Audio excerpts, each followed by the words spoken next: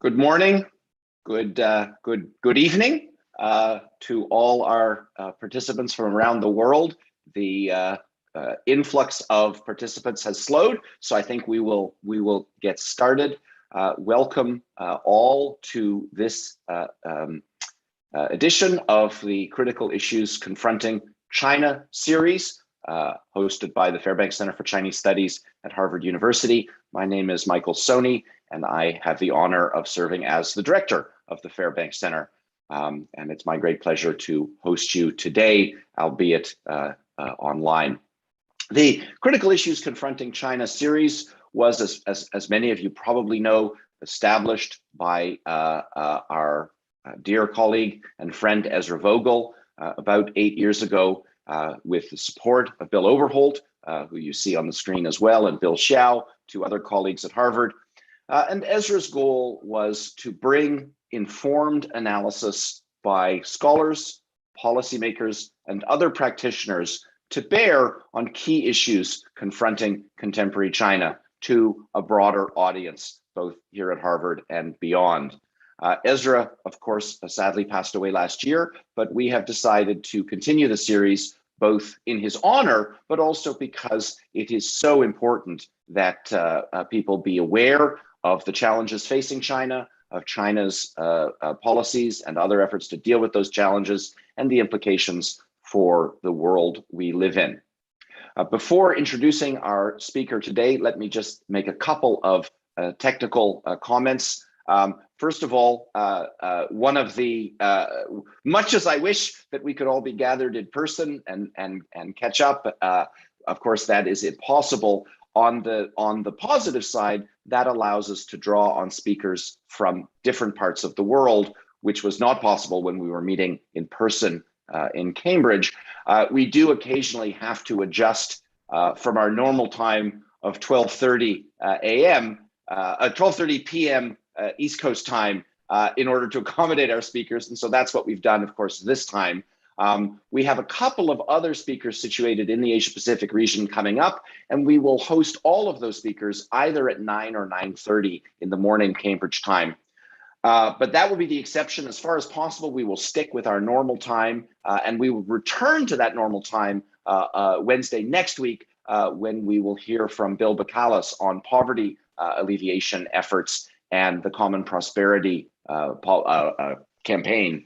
So please register for that, join us for that. Today's talk will be, is of course live, but also will be recorded and available in future on the Fairbank website. The format is fairly straightforward. Our speaker, Professor Kellee Tsai, will speak for about 45 minutes, I believe. And then we'll open it up for questions using the Q&A function. So we'll have moderated questions. The instructions have just gone up in the chat. As the instructions will indicate, you are welcome to submit your questions anonymously or to identify yourself as you will. We will try to get through all of the questions. Apologies in advance if we don't. If you have an urgent, I should have cleared this with our speaker ahead of time, but if you have an urgent question that we don't get a chance to respond to, I'm guessing Professor Tsai will respond to an email if need be. I think that's all the technical questions, so let's get right to the presentation. Professor Kellee Tsai is Dean of the School of Humanities and Social Science and Chair Professor of Social Sciences at the Hong Kong University of Science and Technology. She, of course, is working in higher education administration in Hong Kong at a very challenging time, but that is not the focus of her remarks today, though we'd certainly be interested to hearing about that. Before joining HKUST, she was Vice Dean for Humanities and Social Sciences and Professor of Political Science at Johns Hopkins University. Her current research concerns the political economy of remittances and ethnic foreign direct investment in China and India, but she's going to talk today about another project which recently produced the edited volume, Evolutionary Governance in China, State-Society Relations under Authoritarianism, with Shi Jinping and Junzhi Chang. So without further ado, Kellee, thank you so much for joining us, and we look forward to hearing about evolutionary governance under authoritarianism. Welcome. Thank you. Thank you, Michael, for inviting me to speak in this critical issues lecture series, and to everyone out there for meeting earlier in the day to accommodate my time zone. I have the fondest memories of attending Fairbanks Center seminars when I was a graduate student, with luminaries sitting around the table, including Ezra, of course, Merle Goldman, Ben Schwartz, Lucian Pye, Joe Fewsmith, Liz Perry. It's such an honor to be back virtually, at least. Today, I'm going to talk about an edited volume that was recently published by the Harvard Asia Center on evolutionary governance in China, which focuses on state-society interactions. And then for the second half of the talk, I'd like to tie it to some of my current research with a graduate student here at HKUST, Huang Jinyang, on surveillance and digital governance, with more of a focus on intrastate relations. Xu Qian and Chunzhi and I started this project back in 2015. It's perhaps embarrassing how many years it took to bring this project to fruition, but in retrospect, that turned out to be quite helpful because we now have a better sense of the arc of governance and dynamics under Xi Jinping. And the overarching premise of the framework in the volume is that we can't understand the nature of state-society relations through a single snapshot or a single case study. There's ongoing interaction between state and societal actors, even in an authoritarian context. Yet much of the literature on state-society relations in China is based on case studies of particular groups in society or dynamics in specific localities, and what appears to be a definitive outcome at one point in time. So this project was motivated by an ambitious effort to understand the nature of state-society relations in different issue areas. And the analytical lens is self-consciously dynamic and co-evolutionary. Rather than focusing on either state or societal strategies, our framework highlights the interaction between them and how state and societal actors respond to one another's strategies over time, and quite a stretch of time. And we believe this stance provides more insight into the mechanisms of authoritarian governance than explanations that are dominant in the study of comparative authoritarianism in political science. Elite-centric approaches to explaining authoritarian durability have tended to emphasize power-sharing arrangements and formal institutions such as elections, legislatures. And this makes sense in political systems that allow for some degree of political competition, but that's not the case in non-competitive authoritarian regimes like China. About 15 to 20 years ago, there was an earlier debate about whether the pluralization of Chinese society, rapid economic growth, and the emergence of a middle class would provide the basis for a transition to democracy. No one has been seriously debating the prospects for democracy in China for about a decade or so. Instead, there's been an overwhelming shift towards trying to understand the nature of authoritarianism in China, spawning a cottage industry of what I would call an authoritarianism with adjectives literature. When I was in graduate school in the late 1990s, Lieberthal and Oxenberg's fragmented authoritarianism was the main qualifier that we had in the field that distinguished the nature of authoritarianism in China from authoritarianism in other parts of the world. Fragmented authoritarianism describes the tension between vertical bureaucracies and horizontal levels of government, and then the resultant gaps in China's policy-making process. Harry Harding also coined the term consultative authoritarianism to describe how the revitalization of certain input channels represented what he called, quote, a significant departure from the totalitarianism of the recent past. And what Harry meant was that the post-Mao leadership recognized the need to obtain information, advice, and support from key sectors of the population. It was during the Hu Jintao era that the authoritarian with adjectives literature really took off. And social scientists gunning for tenure coined an additional 11 terms to modify the nature of authoritarianism in contemporary China. It's been described as resilient, plutocratic, decentralized, responsive, adaptive, deliberative, networked, and so forth. This authoritarianism with adjectives trend in Chinese politics and sociology continued in the Xi Jinping era. But most of the research took place before that, because it actually takes, as many people in this audience know, it takes so many years to publish peer-reviewed books and articles in our field that by the time these publications came out in the Xi Jinping era, much of the research had already been conducted several years prior.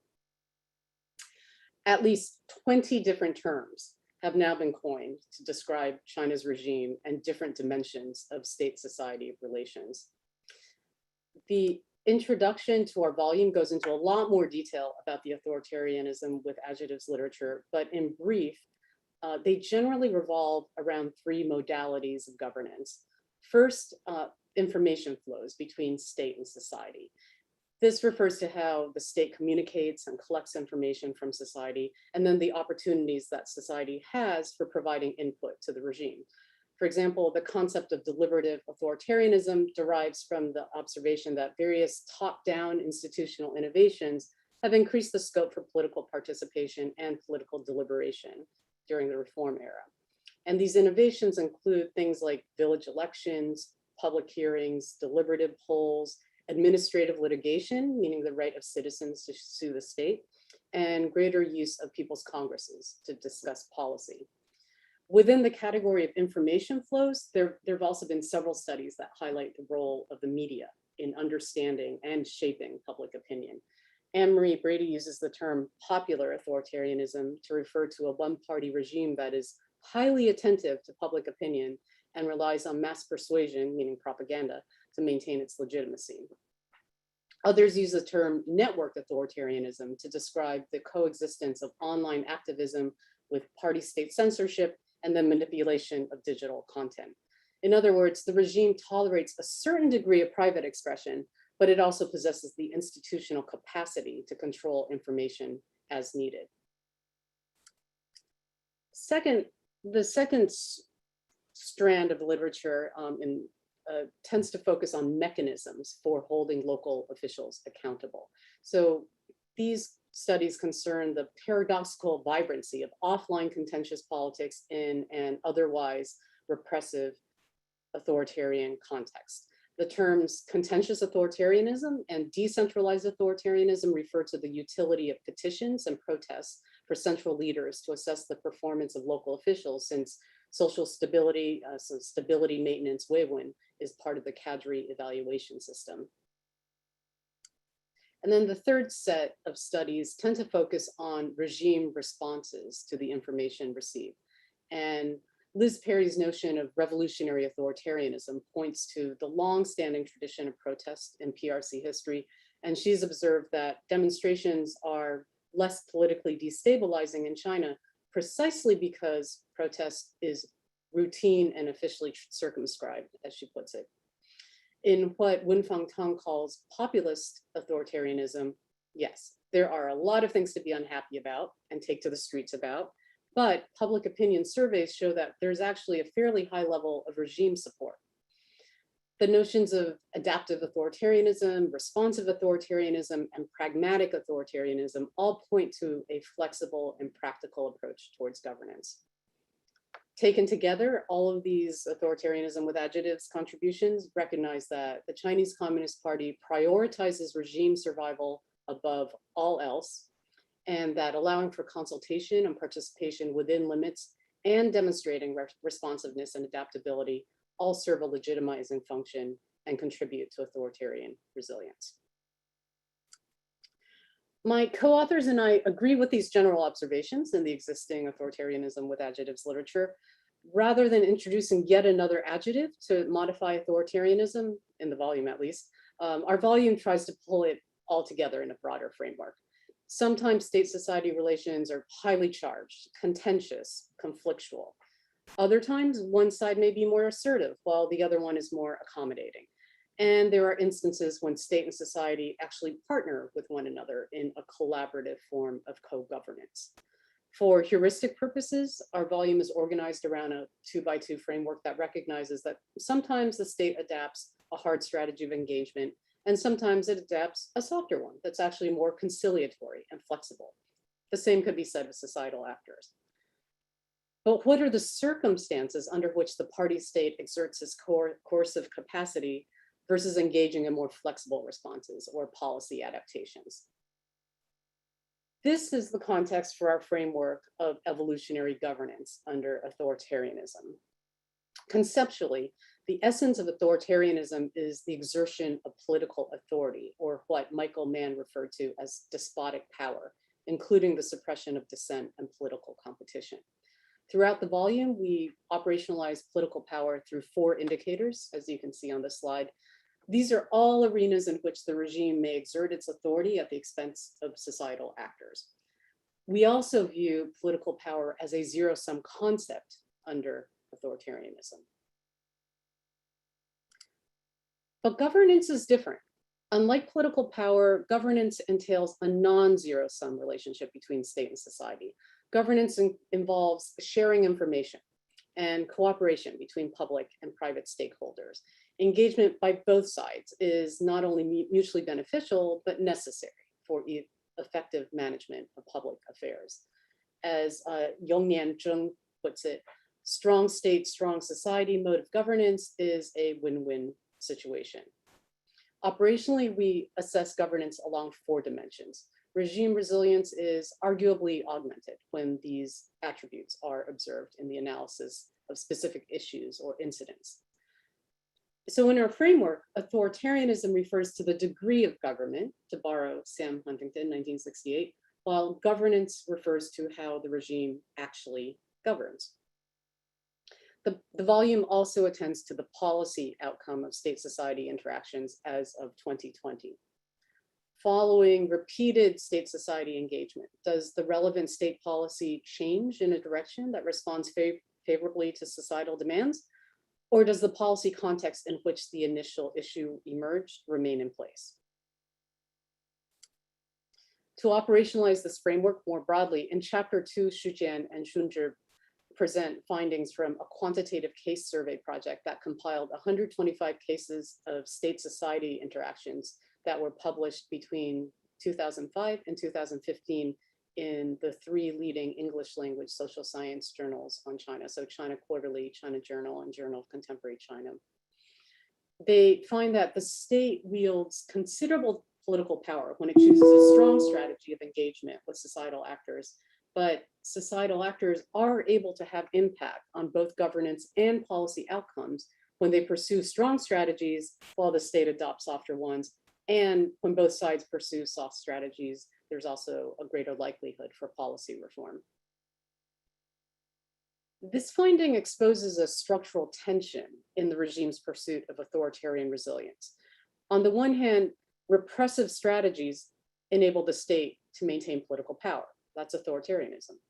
On the other hand, the quality of governance or resilience is enhanced when the state adopts softer modes of engagement with society. This dilemma lies at the core of evolutionary governance under authoritarianism. The 11 chapters, empirical chapters in the volume, use the same framework to trace a particular case of state-society interaction by identifying different phases of interaction over time, and then tracing how state and societal strategies also responded to one another in a co-evolutionary manner. All of the chapters are based on in-depth field research in China. And to top it off, we're honored that Liz Perry agreed to write a timely epilogue that engages our insights on evolutionary governance with her signature thoughts on China's enduring revolutionary tradition. So what do we find? Overall, political outcomes vary considerably across issue domains. Disputes over local community affairs are most likely to have an effect on political power and governance. In most of the studies on Beijing homeowners, state and societal actors eventually pursued soft strategies of engagement, which improved key aspects of governance. But it's important to point out that societal actors are the ones that were effective were urban middle-class citizens who have the legal knowledge, the material resources, and the social networks to engage constructively with relevant state entities. They are privileged members of society. Unlike property owners, Industrial workers are less empowered, and there was a rise of workers' protests during the 1990s and 2000s. In response, the central government enacted the 2008 labor contract law. But this law, which was meant to protect workers, had the unintended consequence of fueling an upsurge of strikes and labor disputes. Rather than promoting stability, introducing institutional channels for mediating labor conflicts has arguably contributed to regime fragility. In the other two chapters on state responses to labor issues, we see that the state used labor abuses by private and foreign capital as an opportunity to relocate pollution-producing industry from the coastal south to inland provinces. This totally backfired, with the unintended effect of leading Taiwanese investors to then just relocate their production to Southeast Asia. In rural and urbanizing areas, land disputes have been a major source of social instability since the early 2000s. In Guangdong's Sanshan village, the local government's land grab triggered a rights defense or Weiquan movement that went through protracted phases of repression, alliance with non-local rights activists, contention through institutional channels, electoral accommodation for a moment, and then defeat when leading rights activists were arrested. When it comes to more private forms of social issues, such as domestic violence, it's women's groups that have taken the lead in policy advocacy. The eventual passage of the domestic violence law in 2015 was the outcome of an evolutionary process that started all the way back in the late 80s, and then had some agenda setting influence from around 1988 until 2000, and then political mobilization followed by governmental responsiveness and then actual policy change. In religious affairs, it's clear that the state retains control over deciding what constitutes desirable versus undesirable religions. Christianity, for example, falls into the undesirable category, and there's been a crackdown on unregistered churches since 2013. By contrast, over the course of 3 decades, a combination of local activism, creativity, and resourcefulness enabled residents of Meizhou and Fujian to reframe Matsu belief from being a superstitious local folk religion to a UNESCO certified intangible cultural heritage.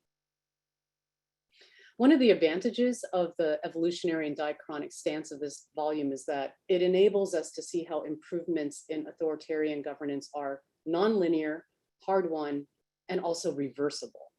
In HIV/AIDS governance, state-society interaction has gone from being conflictual, with both state and society pursuing hard strategies, to the state accepting international aid and a flourishing of grassroots NGOs. But since the state cracked down on autonomous domestic NGOs under Xi's rule, we've seen the retreat of international donor support. What does all of this mean during the ongoing reign of Xi? It's obvious that the state has shifted towards harder strategies and engagement with societal actors, but there's still pockets of space for interaction when the interests of societal actors are framed in a manner that aligns with state discourse and interests. Areas of mutual alliance would be poverty alleviation. That's a state priority. Societal actors are concerned about that as well. Another area would be public health, where again, state and society are both concerned about public health. The party state is still collecting information from society to ensure its own survival and be responsive within key political limits. The 100-year-old Communist Party still needs to govern and be perceived as legitimate.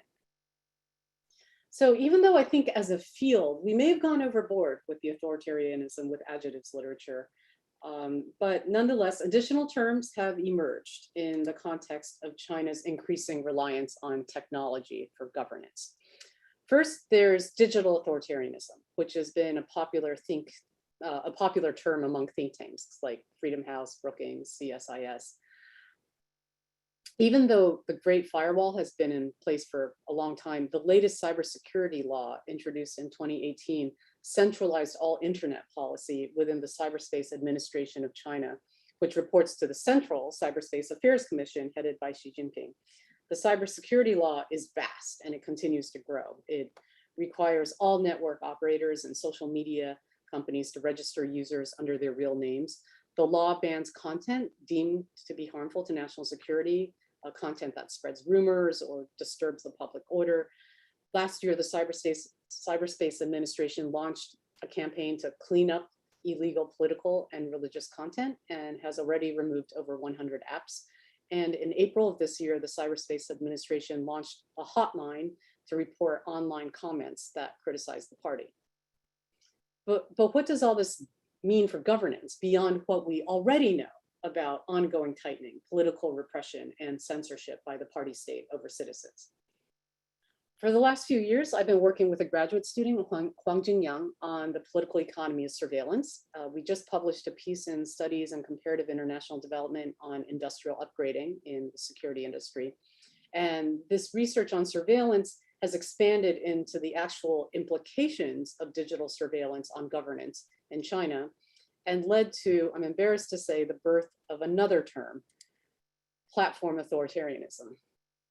I know it's a little risky to talk about research in progress that isn't fully developed, but digital governance has spread so quickly and indeed accelerated during COVID to the point that it's already having a substantive impact on not only state-society relations, but also intrastate relations. And I figured I'd take advantage of the fact that this is a critical issues seminar to try out some recent material, as it were. Platform authoritarianism refers to digitally centralized governance based on monitoring platforms that collect surveillance images and other data from multiple sources and aggregate them into a massive display screen in a command center that enables local governments and various agencies to monitor spaces, citizens, businesses, and street-level bureaucrats in real time. In the front end of these monitoring platforms involve various sensors and surveillance cameras. The cameras use the technologies of facial recognition, video structuring, AI algorithms, and other means to transform images, biological, physical, and chemical information to identify specific problems, such as exceeding pollution control standards, traffic accidents, mass gatherings, and so forth. Identified problems take the form of an early warning to the monitoring system. And once a warning is issued, the command center can mobilize grassroots law enforcement staff to deal with violators. In urban areas, this technological innovation is helping to solve two types of information collection problems that have plagued coordination and policy implementation in China's political system. The first is the challenge of information asymmetry between hierarchical levels in vertical bureaucracies, which is endemic to principal agent problems. Lower level agencies or administrative employees have a tendency to conceal and distort information to defend their own discretion against supervisory pressure from higher levels. This is manifested in day-to-day operations as seen by selective implementation of policies at the grassroots level. The second information gathering problem is horizontal, and it occurs among bureaucratic entities at the same level of administration. Local bureaucratic departments are often very territorial and reluctant to share information with the local government, which makes it difficult for the local government to coordinate among different bureaucracies to accomplish administrative goals. This is pretty much the classic Qiao Kuai problem that Lieberthal and Oxenberg described as fragmented authoritarianism. But the development of so-called smart cities that are connected to big data monitoring platforms is meant to help governments solve both vertical and horizontal types of information collection challenges in a traditionally fragmented system. As a result, there are two main types of monitoring platforms. The first type is an intra-departmental monitoring platform that's customized for vertical regulatory or enforcement agencies. And these are commercially known as domain platforms, 业务平台, and used in a variety of digital public sector projects, including smart public security, smart environmental protection, smart city management, smart supervision, et cetera. For those of you who aren't already up to speed on this, it took me a while to figure out that smart just means digitally surveilled. that's what smart means. That's my translation, at least.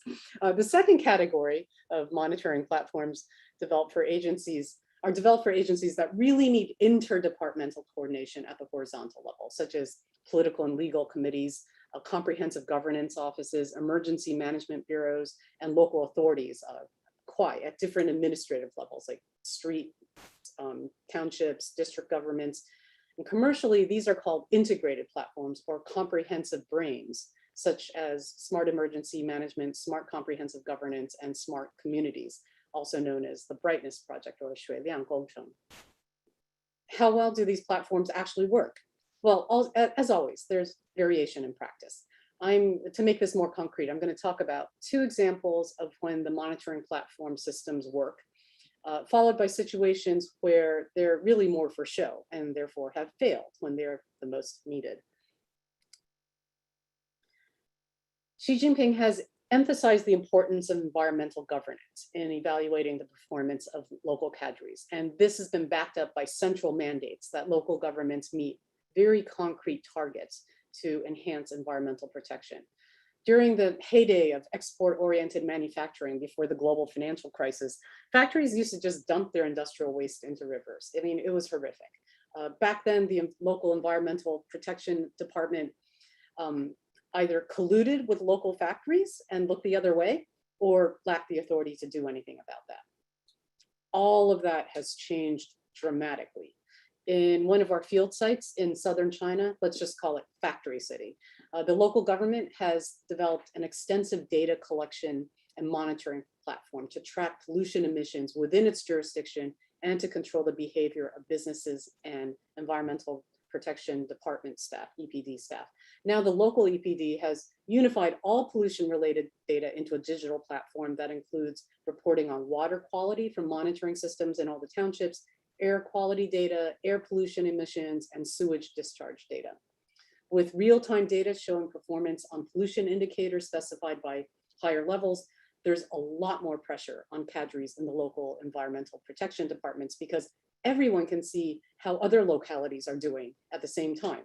In Factory City, every month the townships that do poorly in environmental protection, they're notified and they're criticized. From the perspective of factory owners, there's less scope for bargaining with or paying off the EPD to dump their industrial waste. Now factories have to install expensive environmental monitoring equipment, and they know their emissions and waste disposal. It's all being measured and reported to the EPD in real time. When sensors indicate that any pollution indicator has been exceeded or that an enterprise is engaging in illegal dumping, the system sounds a warning in the control center and sends a reminder to the person in charge of the area or to the enterprise itself. Since the environmental records of a company are now linked with their corporate social credit scores, enterprises in Factory City are now motivated to do better in environmental protection. So overall, the environmental monitoring platform has significantly enhanced state capacity to enforce pollution reduction targets, since frontline bureaucrats can no longer strike private deals with factories and engage in selective enforcement.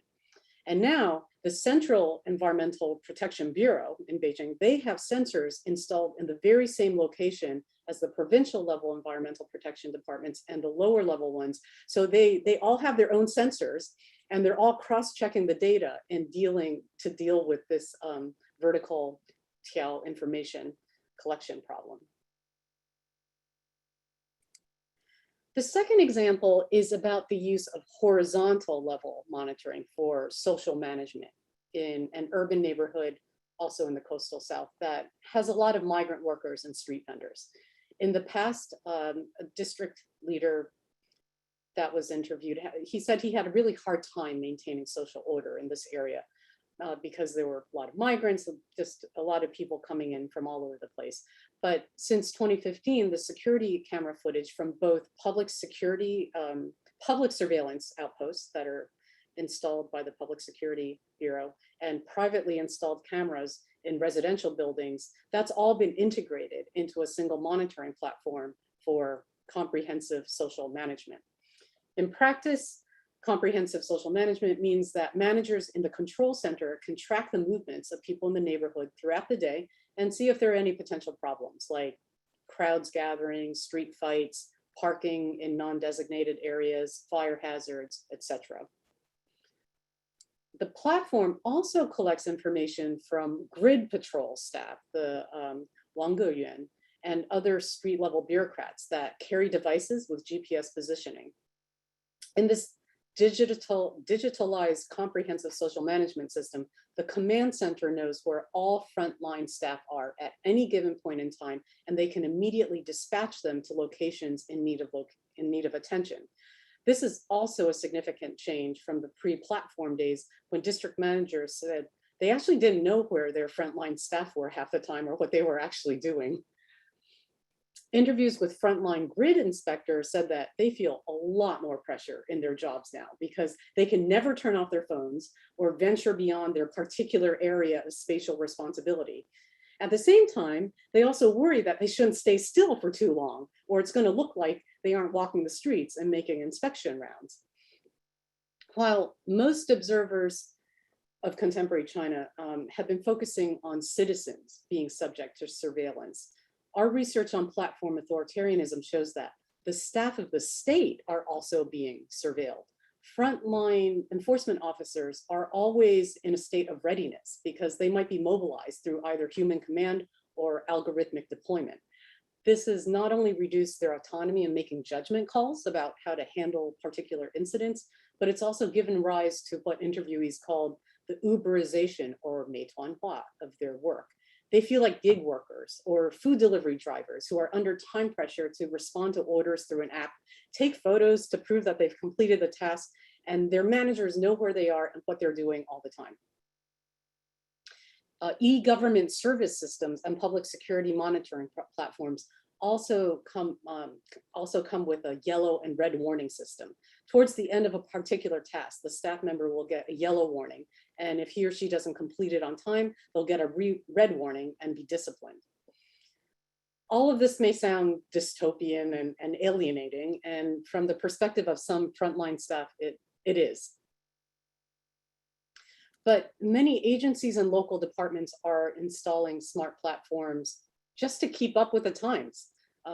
After Xi Jinping praised the City Brain, the Chengshi Danao platform that Alibaba designed for Hangzhou in March 2020, well, that's when Xi Jinping visited. After that, many tech companies started citing Chairman Xi to encourage local government agencies to procure their surveillance platform systems. So it turns out that installing state-of-the-art control centers looks really good for showing to higher level officials when they're visiting their offices, but many managers don't actually know how to make full use of the monitoring platforms due to their sophisticated technology. This resonates with what Isa Ding has called performative governance, meaning, to quote her, the theatrical deployment of language, symbols, and gestures to foster an impression of good governance. Except in this case, it's ornamental deployment of fancy monitoring platforms. The more expensive, the better. For example, leaders in one neighborhood said that on a regular basis, they only use their fancy monitoring platform to deal with parking problems and minor car accidents rather than using it for comprehensive social management. Sometimes these performative platforms can be activated when a city or agency is suddenly subject to inspections from above, so they have to figure out how to make it work, or when there are citizen complaints, so that they could look into the system to try to troubleshoot what's happening, or when other problems are brought to their attention. But ultimately, the effectiveness of these high-tech monitoring platforms relies on the administrative capacity of the people that are actually working with them. A tragic illustration of this point was in July, when over 300 people died during extreme flooding in Zhengzhou. Before the record-breaking heavy rainfall, Zhengzhou's meteorological service had actually issued a series of emergency alerts. These red alerts should have triggered the closing of all but essential businesses and closing of schools, but the city never issued a weather lockdown order, and subways continued to operate even after the flooding had already started. This is really hard to explain, given that 8 months earlier, Zhengzhou had installed a real-time flood prevention system as one of its high-profile, highly advertised smart city projects. And after this devastating flooding, social media posts on Weibo complained about Zhengzhou's smart city projects as being a waste of money and completely useless.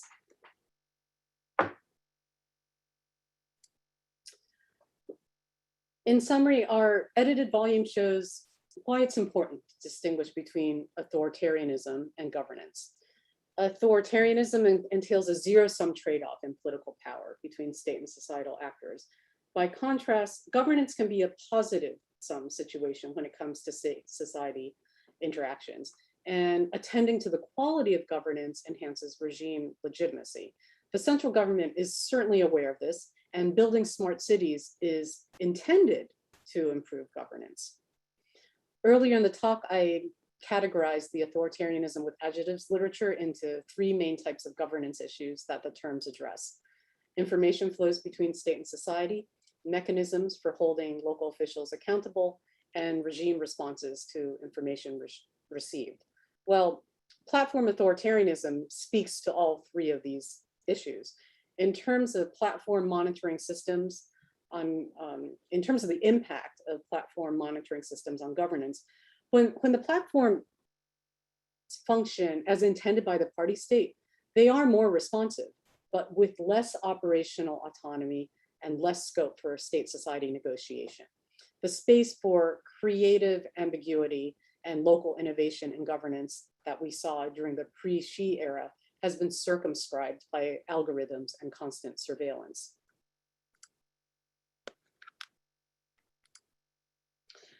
But going forward, I think a lot more research is needed on the impact of all of this on street level staff. These are the people that are supposed to be implementing the orders, and then also societal strategies in the digital age. And this really requires field work. This requires talking to real people informally. And it's unfortunate that field work is much more difficult these days, and yet it's more essential than ever for understanding ground level dynamics from all stakeholders. A number of the things that I've discussed today, they came from field work. You wouldn't be able to find this out through other means as directly. I'd like to leave plenty of time to respond to your questions. Thank you for giving me the chance to share some published research as well as fresh and evolving research. I look forward to chatting with you. Thank you. Kellee, thanks so much for a fascinating, if frankly somewhat alarming presentation. Let me, first of all, just invite members of the audience to submit their questions in the Q&A function, either anonymously or you can identify yourself.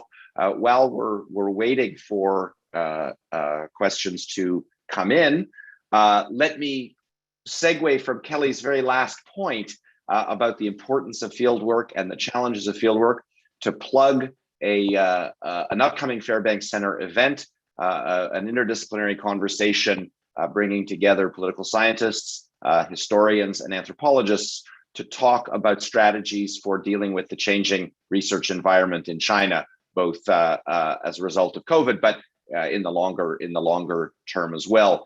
This session will run on November 1st. I will, if I get a moment's break, I'll post the information to audience members.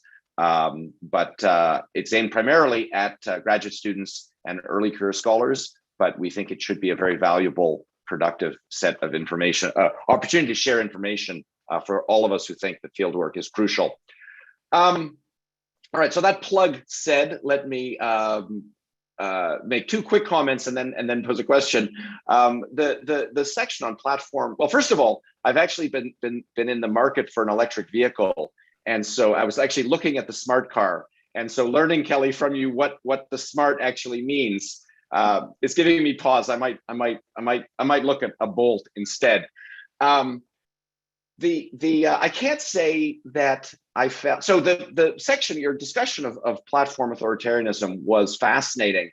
I guess that what hears in the media, lots of sort of disparate elements of this, but to see it all put together and to see how it fits into a governance strategy is, as you say, it is dystopian and a little bit terrifying, and frankly, not that reassuring that officials don't know how to use it well. I know that was what you were trying to persuade us, but I'm a little unpersuaded. Anyways, onto my question. One of the things, so I want to go back. I'm more interested in society than the state, and I was very struck by your earlier slide about the different patterns of strategies within different domains.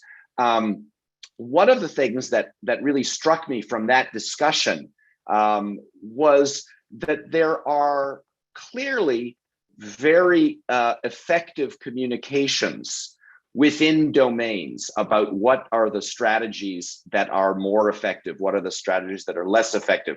To give you just one example from my own experience, it's extraordinary to meet 90-year-old semi-literate temple keepers who want to talk about the criteria for UNESCO recognition for intangible cultural heritage, right? And the reason is because they know that that's a strategy that is potentially effective in dealing with the state. But it strikes me that there seems to be, and your chart actually I think shows this, there is not effective communication across domains about what works and what doesn't work. So a two-part question. First of all, can you explain why that is? But secondly, would it not be actually advantageous for the state to share that, to find ways to see that information is shared, in the sense that local officials and higher level officials must surely want to see social behavior that inspires soft responses rather than hard responses.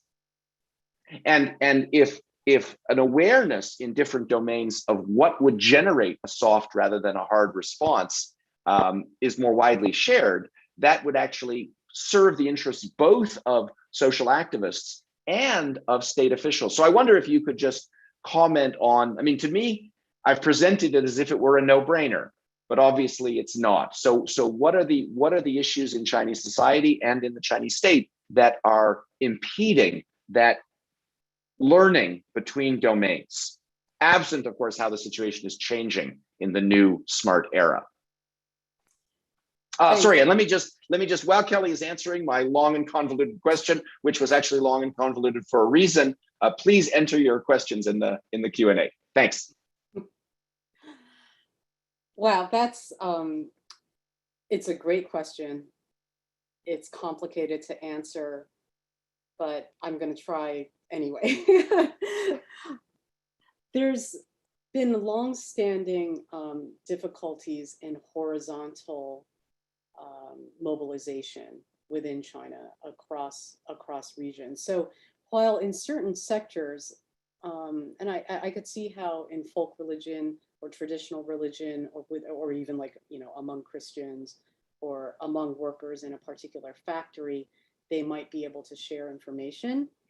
But horizontal exchange of information has traditionally been discouraged through various means. I mean, originally it was more through limits on population mobility. In the digital age, there is censorship when there are efforts to organize and maybe share too much information. And so I think it's really the challenge of knowing what it takes a judgment call, and it's being done algorithmically and not just by humans, to decide what kind of information is constructive and could inspire these softer strategies so that it's a win-win situation, versus sharing information that the regime wants to deny and does not want to give any air to at all. So I think the challenges are endemic to the system of censorship. Without censorship, then there would be freer flows of information, but there's so many red lines and there's so much sensitivity that I think the decision is that it's safer not to share information than risk groups gathering. And anytime a group gathers, yeah, they could just be talking peacefully, or it could just be a seminar, it could be a birthday party, but then there's always potential for it escalating. And there is just far less tolerance for that level of risk right now. I mean, the party state is really in risk management mode, big time. So that's about as straightforward an answer as I can think of at the moment. Oh, I see Bill. Bill, thanks so much for joining. And I'm such a fan of your work. It's an honor that you're here with us. I see your hand up. I don't know if the rest of the audience can see your hand up. Should I take that question, Mike? I was actually going to say let's go to Bill next. So Bill, floor is yours. Thanks, Kellee, for that answer. Am I the inventor of insecure authoritarianism? Oh no, don't probably not. Go ahead, Bill. Well, thanks for a marvelously insightful talk. One of the key innovations in the Xi Jinping era is giving the party secretaries and private and businesses in general, but especially private businesses, a key role in at least vetoing strategic business decisions. And I'm wondering how that's working. I'm told that in Beijing and a lot of the big companies, the agenda of the party secretary and the agenda of the CEO tend to be very different. And talking with business people, they believe there's a severe decline in efficiency. I can imagine that in other areas and in certain sectors that the party secretary would essentially be co-opted by the CEO. That's what traditionally happened in the businesses I visited in Guangdong. I wonder if you have an impression of overall patterns or the way that variations occur. That's a great question too. And I must, unfortunately, it's been a while since I had a chance to do my own field work and interview, businesses to get a better grip on this. The last time I had a chance to speak with many enterprises, I noticed a similar kind of regional difference, coastal South, Guangdong, Zhejiang, the party secretaries tend to feel like they're more co-opted, they're aligned, not as much divergence. Whereas in Beijing, maybe because the party secretaries are appointed in a more autonomous way. But that's anecdotal, and this is dated. So I don't actually have any fresh insight into this issue right now. Thanks. All right. Well, now the questions are pouring in, Kellee. We have left, or you have left about 25 minutes for conversation, which is terrific. I will try to organize them a little bit, but why don't we start with a question from Tom Remington? We know that issues differ by political sensitivity according to the line that is set by leaders at a given time. How does the relative political sensitivity of an issue affect the degree to which there is broader engagement by bureaucratic and popular interests in the policymaking process?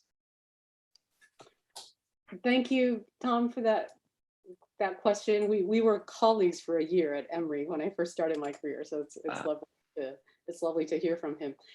Yeah, when our authors were doing the case studies and when we were going through the lit review, the quantitative case analysis review, there's definitely, I think it's precisely because the political sensitivity of certain issues changes over time, that you can see that while the window may be completely closed for an issue at one point and is super sensitive, later on, there's an opening. I mean, you look at the crackdown on feminists, for example, that suddenly the term was banned, but there was still the passage of the domestic violence law. So I think during highly sensitive times, that's not the time to be pursuing soft or hard strategies from a societal perspective. It just, laying really low, because otherwise,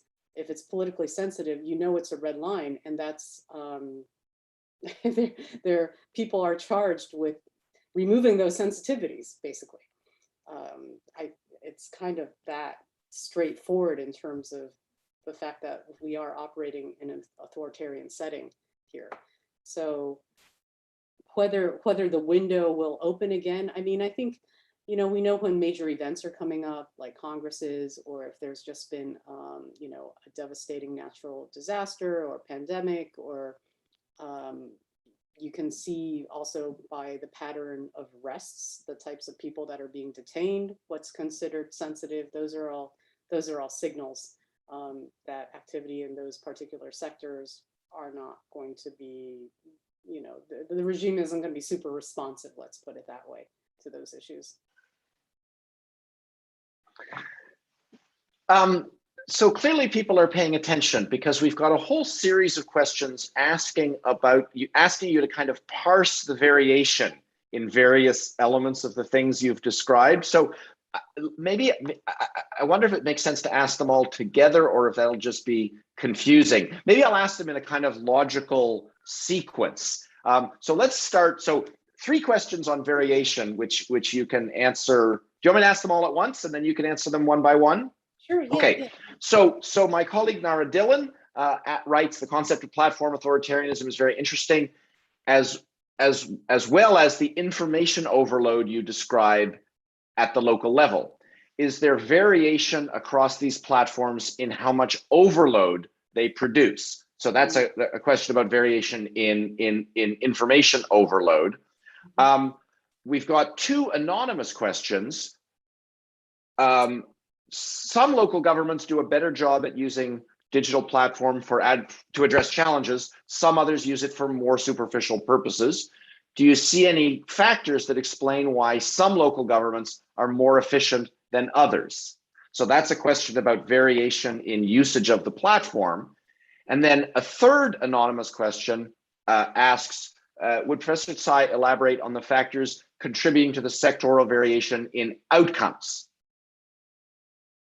So 3 different approaches to the question of variation. Why don't you take them together or separately as you wish? Okay, sure. I'll go in the order in which you read them. In terms of variation among platforms in information overload, yeah, it's incredible. Every agency has a platform now. I mean, it's not just the Public Security Bureau, it's the Environmental Protection Bureau, it's traffic, it's the health department, education. I mean, you name it, every done way practically has one, the major ones that you can think of. And I think we need to do a lot more research on it, because the ones that we've looked at so far have focused on, because I have a separate project on air pollution in the Greater Bay Area. So that's what brought us to look at the environment protection departments and the environmental monitoring platforms there. And so we're very aware of that, but we haven't looked at, and then health, well, during the pandemic, we're aware of those. That seems to be pretty well coordinated within the provinces, but there's actually competition between the makers of these apps. So, you know, the Alibaba, the one done by Alibaba Health Code, their health certificate doesn't compute with the one done by Tencent, for example. But let me see if I can try to schematically speculate, really. The Public Security Bureau, of course, that's where we started our work, and their surveillance, they struggled for years with lack of integration, even like within a particular province, or they had so many different systems at different levels, and now they're finally starting to get more integrated. They're called systems integrators. So the Public Security Bureau, I would say, is probably the most advanced. They've been using surveillance the longest. They started the initiative decades ago, and they're certainly the most sophisticated in managing their information. But I would say probably the newcomers, the Environmental Protection Department seems to be doing pretty well too, because they've been empowered. They used to be a much weaker bureaucracy, and now they're a priority.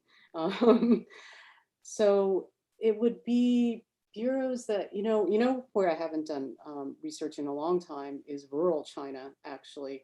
So most of these monitoring platforms are in urban areas, that they're smart cities. Now, rural areas also have smart cities, but I'm going to wager that, just based on my previous fieldwork experience, that counties that have these, gorgeous marble county seats and now platforms, like maybe some of the staff there are possibly less technologically sophisticated, because you need training to know what to look for and how to operate it and how to maintain it. And a lot of times, speaking with the vendors, the people who actually manufacture and produce this stuff, they're trying to create new markets. They're going on a roadshow, shopping these things around to local agencies and departments, saying, you really need this, and let me show you why. And these local officials, Catrice, they don't know. They don't really know. They're like, yeah, that looks pretty good. You mean we really need this? Or like, yeah, we just sold one to the county next door. You don't want to be the county without it. And so they're kind of taken for a ride by these tech firms. And they're very persuasive, because these tech firms, they have informational advantage over the local departments. But this is just screaming out for more research to answer the questions of variation in platform usage and effectiveness. But we mainly know about public security and the Environmental Protection Department, and a bit about health, but not the other areas so much. So, graduate students. The next question concerns local variation in the use of platforms. Okay, so I touched upon that a little bit. And well, Hangzhou, of course, was the first city brain with Alibaba's design. So, and Zhejiang has always been a bit more advanced in all of this. So you're going to see some, so Alibaba, Guangzhou, Shenzhen, I think first tier cities, they're going to be using it more. But then you've got, Zhengzhou had these 2 smart city projects, spent a lot of money on them, and they weren't fully functional. So again, I think that's worth researching. Is there a difference between, second and third tier cities? Is there an issue with use of different types of firms, like Alibaba versus Tencent type products? I'm answering the question by suggesting research areas, basically. But the last question about sectoral variation and outcomes, that I think I can talk to a little bit more, at least based on pre-existing research. So what we found more than anything else was when we're dealing with like community affairs, urban homeowners, middle-class complaints, like not in my backyard incineration plants, or legalizing legislative assemblies, like over time, they're persistent, they're well-educated, they're well-networked, they're confident, highly literate, they're middle to upper middle class. Like they find they're better able, and this is not like a real, surprising finding. There's a class element to it. But then workers, labor disputes, earlier on during the early stages of privatization, when workers went out on the streets, if they were in a wealthy area like Shanghai, they could be bought out. But generally speaking, the workers' demands are not being well. Those are more intractable. Those are much more difficult to manage. And when we come to rural land grabs, that is super sensitive. And so the rights activists there, as we all know, have not fared well, have been imprisoned. There's a crackdown on them. Religion, there's variation. As Mike mentioned earlier, intangible cultural heritage is the way to save your faith or your beliefs and your practices, your rituals, your traditions. That's the way to get like UN seal of approval, UNESCO seal of approval. It's a brilliant strategy, because then how can you contest that? But Muslims, Christians, and not, those are more sensitive religions right now. The scope for NGOs operating, like more autonomous NGOs, or even some government operated NGOs, that space has shrunk dramatically. quite frankly, and certainly for foreign NGOs as well. So I think even in some of the areas where there's been some progress, it's much more challenging. But I just want to give one example of sometimes when an issue it's all about reframing, right? Like with Matsu, they reframed it from being a superstitious belief to being intangible cultural heritage. What a brilliant move. And then I think with HIV/AIDS education, at one point they reframed it in terms of public health, reproductive health, rather than its association with homosexuality, right? And so then it seemed, so reframing can still be effective, but with things like labor and rights, it's challenging to think of the way to reframe it where it's not really obvious what the intended outcome is. One can only be so creative, but there's still a lot of creativity out there, I must say. I mean, as dystopian and Orwellian as all of this is, I still hear on a very regular basis clever ways to continue communicating online. References to important people that are well disguised and going on. There was, of course, an attempt to reframe labor rights and workers' rights in terms of Marxism some years ago, and that was not such a success. That did not work out well for anyone. Oh wait, let's turn prosperity. You've got to talk about that may be the key. Oh, let me actually just say I say my current fieldwork site, but of course I haven't been there in a year and a half, and I don't know when I'll next get there. But one of my current fieldwork sites is a county with smart villages, and I've spent quite a bit of time there. I haven't seen anything smart about the villages. I'm sure they have the command center. But anyways, let's turn to a question from Tom Bruce, a PhD student at University of Toronto, my alma mater. Do you have any sense for how popular some of these monitoring effects, particularly how you describe workers as feeling Uberized, are with small to large private companies and even with SEOs? I'm trying to look at the question because I think I'm trying to understand how popular these monitoring. So I think the question is what's the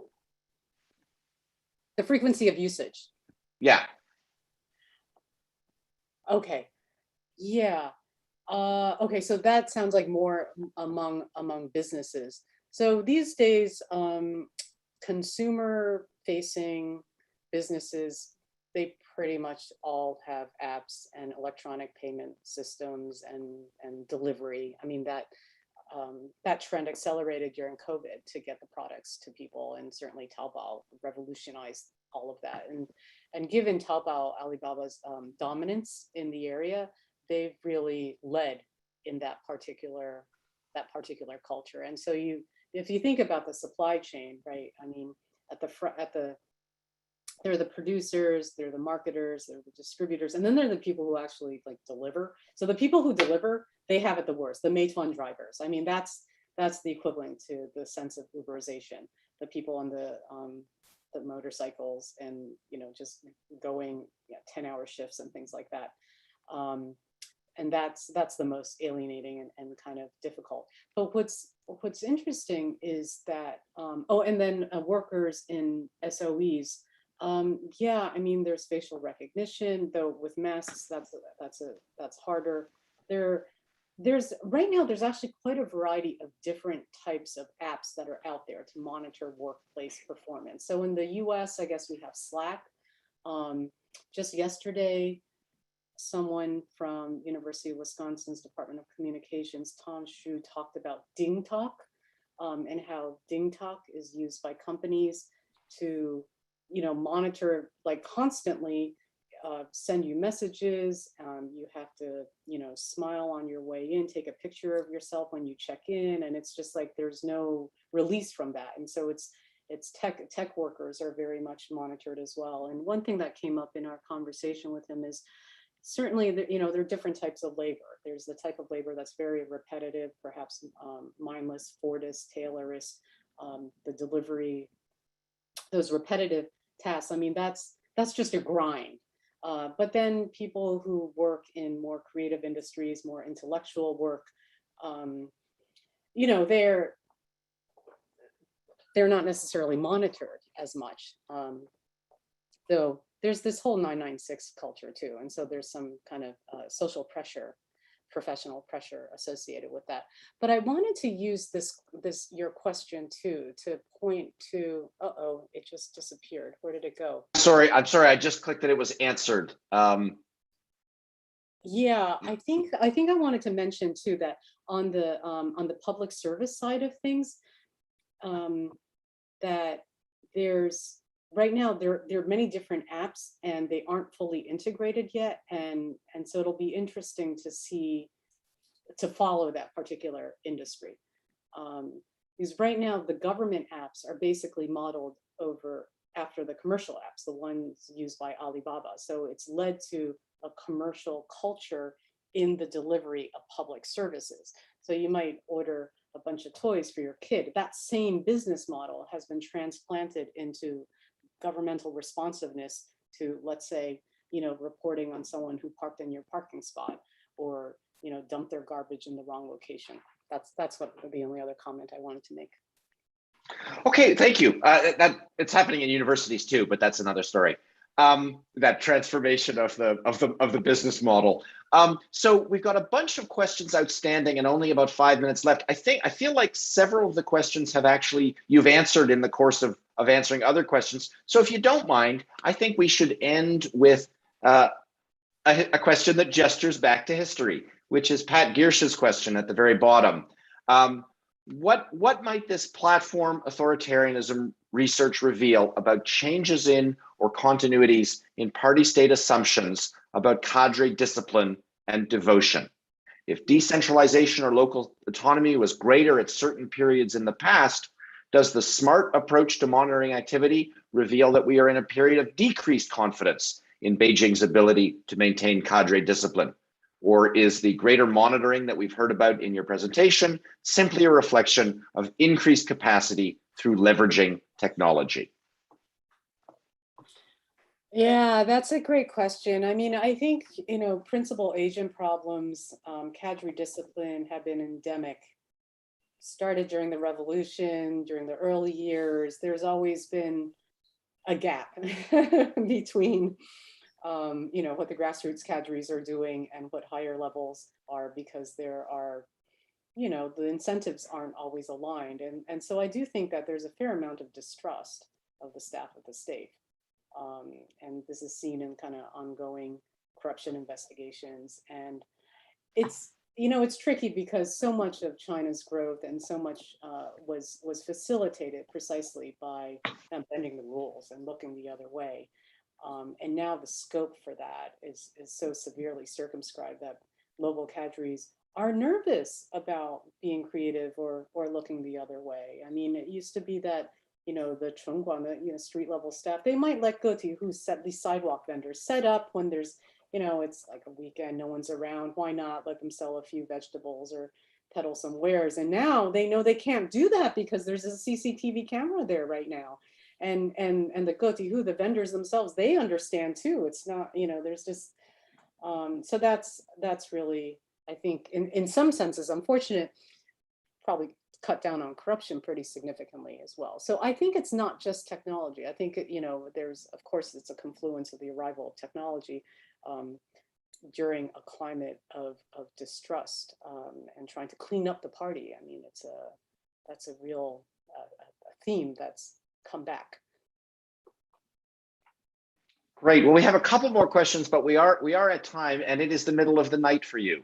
So I think we'll stop things there, if that's all right. I see Kellee, a true presenter, is looking through the questions, looking for a last one to answer. No, you're welcome. Okay. I just wanted to, yeah. I'm just curious. I could screenshot. Yeah, and I think we can send those to you. So thank you, everyone, for attending. A reminder that we will return to critical issues at the normal time of 12:30 next week. But a special thank you to Professor Tsai from HKUST for a truly stimulating and informative presentation about something that I think we all encounter in kind of sporadic ways in our experiences in China, in our dealings with our Chinese friends and colleagues, but is actually part of a much broader story that I think you laid out really nicely for us today. So thank you so much for taking the time to share your most recent and your upcoming research with us. Thanks. I've really enjoyed the conversation. It's made me think, and a lot more research is to be done. Wonderful. All right. Thank you all. Be safe and healthy. Bye-bye. Bye. Thanks, Kellee. Thank you.